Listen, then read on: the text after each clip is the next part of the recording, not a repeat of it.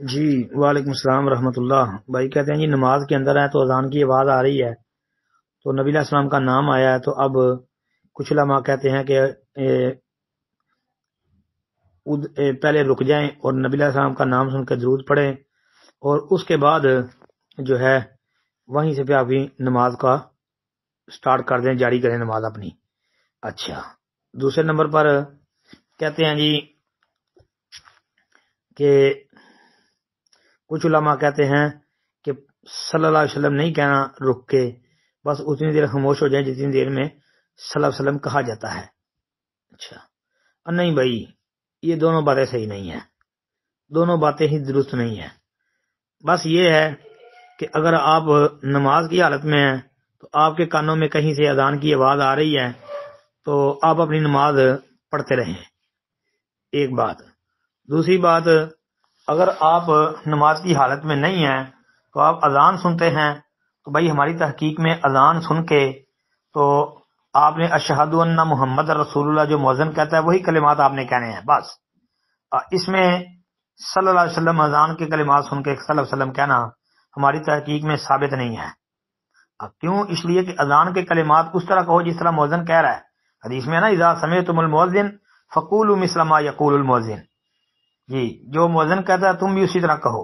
صرف حی علی الصلاۃ حی علی الفلاح کا جواب مختلف ہے، جس طرح لا حول ولا قوت الا باللہ. باقی سارے کلمات کا جواب سیم ہے.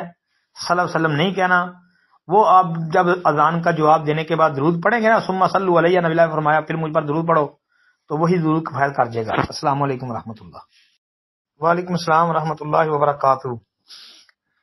محترم بھائی کہتے ہیں جی وطروں کے اندر دعا بھول گئے ہیں، سجدے میں چلے گئے ہیں، تو اب اس میں صاحب کے سجدے کر لیں گے یا کیا کریں گے؟ محترم اس میں بعض علماء کہتے ہیں کہ صاحب کے سجدے کرنے پڑیں گے، بعض علماء کہتے ہیں کہ سجدوں کی ضرورت نہیں ہے کیونکہ دعا فرض نہیں ہے. بعض علماء اس میں اختلاف ہے اہل علم کے درمیان.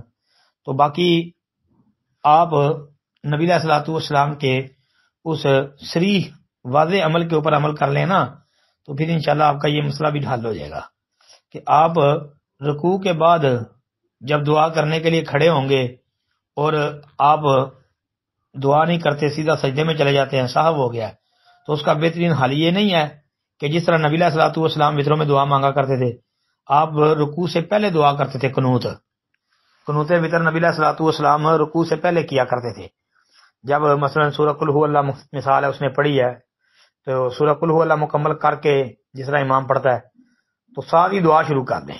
اس طرح آپ ایسے کریں، سورہ قل هو اللہ پڑھ لی ہے، سورہ مکمل کر کے ساتھ ہی آپ نے دعا شروع کر دینی، رفل دھیان نہیں کرنا جس طرح حنفی کرتے ہیں، بس ساتھ ہی دعا شروع کر دو، اللہم اہدنی فیمن ہدیت، تو صرف وطروں والی دعا پڑھنی ہے بس. وہ پڑھ کے آپ رکوع چلے جائیں، رکوع سے اٹھ کے پھر آپ وہ سمی اللہ لمن حمدہ ربنا لک الحمد حمدا کثیرا طیبا مبارکا فیہ، پھر آپ سجدے کے لیے چلے جائیں. اس میں آپ کا یہ انشاءاللہ جو اشکال ہے، شک، جو غلطی سے دعا مانگے بغیر سجدے میں جانے والا، اس کا بھی انشاءاللہ حل ہو جائے گا. السلام علیکم.